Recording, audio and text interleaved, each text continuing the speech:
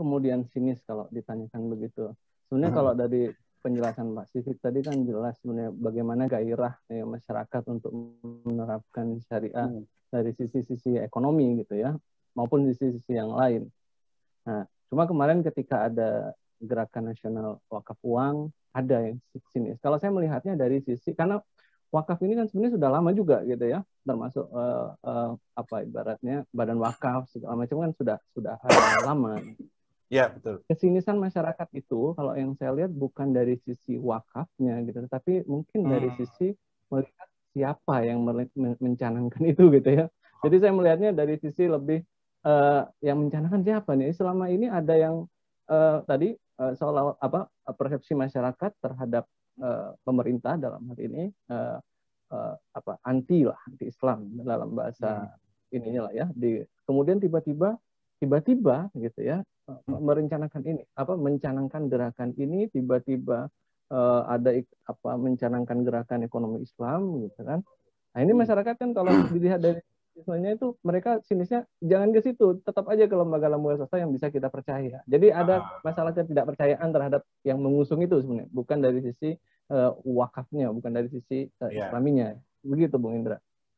Jadi bukan dari sisi apa gerakan wakaf, bukan dari sisi aktivitas wakafnya, tapi dari siapa orang yang menyampaikan itu dan meminta itu dilakukan gitu ya. Betul. Ya.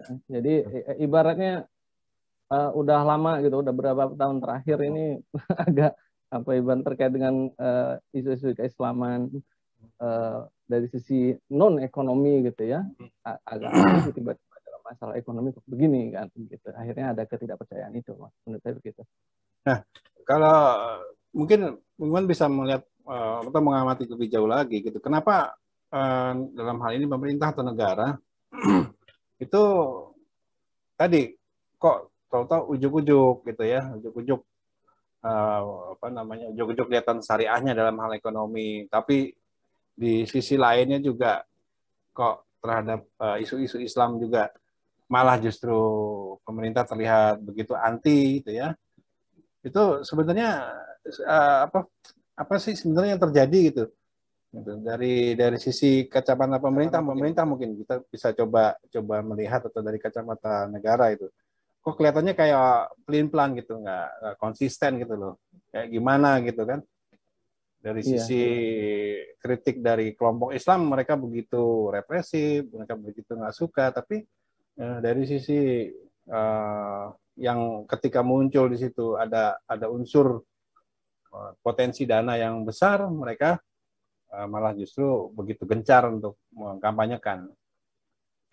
Iya, jadi saya mungkin melihatnya dari sisi ekonomi saja begitu ya. Kalau dari sisi politisnya sudah disebutkan tadi gitu ya. Jadi memang sekilas gitu ya, kalau dari sisi politik itu kan memang Islam itu secara politis ya, dari sisi apa ya ibaratnya, kalau dari sisi ekonomi gitu ya, unsur politis dari Islam itu tidak memberikan keuntungan apa-apa gitu ya. Seandainya ada orang sadar terkait dengan giro keislaman, unsur politik Islam, itu nggak ada kontribusinya apa-apa secara ekonomi gitu kan. Maka tetapi Islam dari sisi ekonomi, nah, itu memberikan kontribusi yang besar. Tadi Pasifik sudah menjelaskan misalnya dari sisi misalnya penerimaan negara bagaimana sekarang gitu ya. Pada saat awal pandemi saya sempat mengatakan bahwa pandemi ini sebenarnya blessing in disguise bagi pemerintah. Ini adalah tanda petik menjadi sebuah kayak apa ibaratnya ya, alasan, bisa menjadi alasan bagi pemerintah. Karena kan sebelum pandemi itu kan memang diperiksa ada krisis. Begitu ada krisis, ini alasan gitu. Seolah-olah nanti ekonomi kondisi sekarang ini karena krisis, padahal bukan karena krisis, sebelumnya memang kondisi begitu. Nah, penerimaan pajak kurang, kemudian rasio utang kita sekarang udah hampir 40% gitu terhadap PDB. Menteri Keuangan juga sudah mengatakan mulai berat, walaupun masih mengatakan terukur terus gitu. Nah, di sini butuh partisipasi pemerintah. Ya.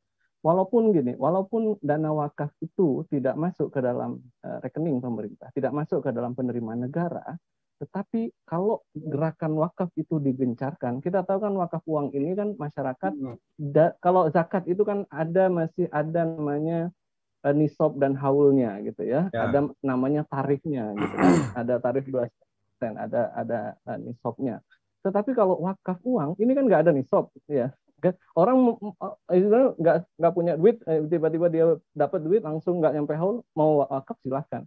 Nah, secara ekonomi ketika orang mengumpulkan ini, apalagi ketika dibilang potensinya sampai berapa ribu triliun itu kan berarti walaupun tidak masuk ke pemerintah, tetapi kan wakaf uang itu dikelola oleh badan wakaf dan dikatakan kalau saya baca itu kan buat membangun rumah sakit, entah pasar atau diinvestasikan. Secara ekonomi itu sebenarnya akan menggerakkan masyarakat. Oleh karena itu pemerintah itu sangat ini nggak apa-apa nggak masuk rekening negara, nggak masuk penerimaan negara, tetapi ini menggerakkan gitu. Itu secara ekonomi manfaatnya dari sisi. Saya rasa itu Bung Indra. Terus kemudian kalau kemudian seolah-olah tidak konsisten ya tadi Bung Sifik mengatakan konsistensinya itu adalah di mana ada uang di situlah dia mengambil jalan gitu kan. Justru konsisten berarti ya. Konsisten dengan ideologinya itu kan, itu namanya konsisten, bukan tidak konsisten. Memang ideologi begitu, jadi konsistensinya di situ. Jadi ya itulah itu yang akan diambil. Jadi kalau misalnya ada gerakan sekarang seolah-olah pemerintah ingin kembali menggerakkan ekonomi Islam dan segala macam, ya hanya sebatas itu, tidak akan mampu untuk memberikan sebuah perubahan yang terkait dengan ekonomi Islam secara keseluruhan. Saya berbicara ekonomi saja gitu ya, karena tadi ekonomi Islam yang dimaksud ini berjalan beriringan dengan ekonomi kapitalis gitu kan, itu Bung Indra gitu kan.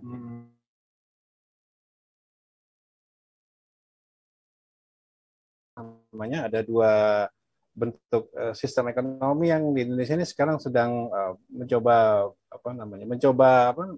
berjalan begitu, mencoba berjalan beriringan atau gimana gitu ternyata. Iya betul. Ini kalau saya diizinkan untuk share screen ini sebenarnya saya ingin menunjukkan sebenarnya posisi ekonomi syariah yang sekarang digaung-gaungkan ketika kita melihat dalam konteks ekonomi secara umum, posisinya itu di mana begitu ya? Ya betul. Tapi mungkin bisa dideskripsi aja kali, Bang. Karena agak ada sedikit kendala nih tadi di ini ada kendala ya. Jadi kalau saya ibaratnya mau menunjukkan gitu ya, ibaratnya ya tadi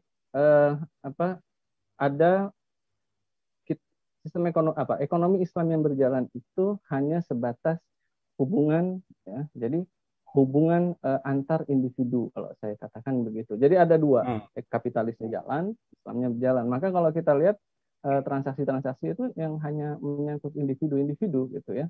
Sementara ketika kita berbicara ekonomi Islam secara umum gitu ya, tidak hanya itu, tidak hanya terkait dengan konteks hubungan individu dalam konteks muamalah syariah, tapi ada yang lain. Maka dari kalau yang tadi yang saya gambarkan itu sebenarnya itu hanya sebagian kecil gitu ya, sebagian kecil. Dan sebagian kecil itu ternyata dia berjalan seiringan, bukan seiringan, berjalan dalam satu ibaratnya lingkungan yang tidak Islami, dan itu dari situ juga masih kecil lagi gitu ya ekonomi syariahnya itu. Saya pikir itu Bung Indra gitu. Ya, jadi agak unik gitu ya, di Indonesia ini agak unik ketika institusi, lembaga atau sistem muamalah, transaksi muamalah yang syariah itu mencoba berjalan beriringan dengan sistem ekonomi yang kapitalistik di Indonesia ini sedang berjalan. Ya. Tapi kira-kira sistem ekonomi syariah ini bisa nggak ya gitu ya? Bisa nggak ya dipakai gitu? Bisa nggak dipakai nih untuk menjawab persoalan-persoalan yang ada di Indonesia? Kalau tadi disampaikan salah satu tujuan wakaf uang itu tadi pemerataan pembangunan salah satunya gitu kan. Artinya mendorong pemerataan pembangunan melalui gerakan wakaf, bukan ya, artinya sebenarnya itu pemerintah ini juga itu ninggalin kewajibannya, harusnya pembangunan tanggung jawabnya pemerintah itu pembiayaannya itu, tapi diserahkan kepada masyarakat melalui wakaf gitu. Jadi apakah apakah apa ya, gimana ya seperti itu kelihatannya, teman?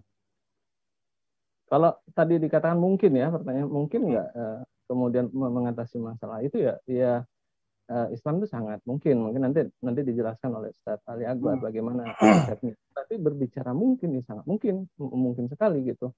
Cuma ketika kita berbicara dalam konteks sekarang, mungkin nggak kemudian ekonomi Islam dengan langkah yang dilakukan oleh pemerintah pada saat ini kemudian menyelesaikan masalah itu, ya tidak mungkin kalau itu. Karena itu hanya sebagian kecil gitu ya.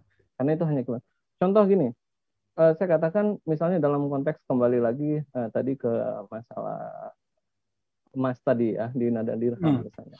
Di situ kan dari sisi penggunaan mata uang itu mungkin nggak kemudian konsep Islam itu mengatasi permasalahan terkait dengan currency ini, mata uang itu.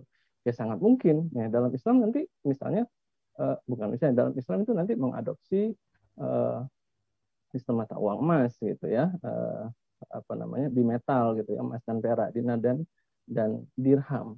Kalau kita kemudian di situ ada nilai yang intrinsik, tidak seperti uang kertas yang pada saat ini yang dipaksakan nilainya. Maka kalau tadi menanggapi kenapa Zaidi ditangkap dari sisi politiknya itu, ya, dari sisi keanehan-keanehannya itu, tetapi dari sisi yang lain bisa kita lihat bagaimana dari sisi mata uang saja, bagaimana ada undang-undang yang kemudian itu memaksakan, gitu ya, memaksakan mata uang itu. Jadi uang kertas itu ibaratnya gitu ya, uang kertas itu pemaksaannya itu ada di dua sisi. Gitu. Pertama dari sisi kewenangan negara untuk mengadopsi mata uang itu wajar gitu ya, negara punya kewenangan. Yang kedua, memaksakan memberikan nilai terhadap kertas. Nah ini bentuk ketidakadilannya. Gitu kan? Kan dipaksakan, kita dipaksa satu lembar kertas ini nilainya 100.000, ini nilai 50.000, kan kita dipaksa. Itu contoh kecil. Ketika kita menggunakan dinar dirham, negara tidak bisa memaksa. Nilai emas terhadap perak sekian, nggak boleh gitu. Tetapi negara hanya memastikan nanti misalnya emas itu tidak boleh palsu, tidak boleh dicampur dengan logam lain kan gitu kan. Kemudian negara hanya mengadopsi. Dari sisi itu sebenarnya dari sisi kecil aja itu sudah bisa menunjukkan bahwa nanti akan tercipta sebuah keadilan gitu ya. Cuma kembali lagi, apakah dengan kondisi yang saat akan menyelesaikan masalah? Tentu tidak. Tetapi dari sisi kelayakan, layak ketika sistem ekonomi itu benar-benar yang saya katakan tadi secara keseluruhan kemudian diterapkan, tidak berjalan beriringan gitu ya. Jadi jangan sampai berjalan beriringan karena ibaratnya madu sama alkohol gitu nanti kan tetap aja nanti jadi nggak bisa gitu ya. Saya rasa itu Bung Indra. Jadi nggak bisa dual sistem gitu tuh berjalan, itu nggak bisa, itu nggak mungkin gitu ya.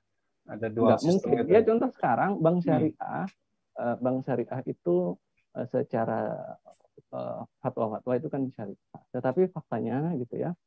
Faktanya bagaimana menentukan margin, bagaimana menentukan nilai itu kan terpengaruh dengan karena masih sistem ribawi ya, konsep ribawi gitu ya. Margin itu pasti akan selalu bagaimana menghitung akad murabahah kalau orang mau jual beli rumah gitu.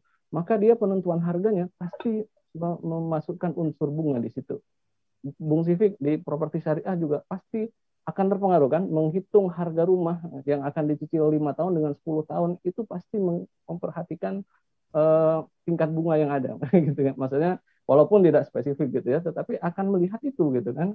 Jadi nggak bakalan mungkin sebenarnya akan menyelesaikan masalah gitu. Kalau berjalan beriring. Tambahan lagi, perbankan syariah hanya bisa menyerap 5%. Nggak naik-naik dari dulu cuma 5%. 5%? Dari ininya ya, porsinya ya, porsi bank syariah ya. Iya. Padahal umat Islam mayoritas. Kita 5% dari dulu. Sudah berapa tahun nggak naik-naik. Iya.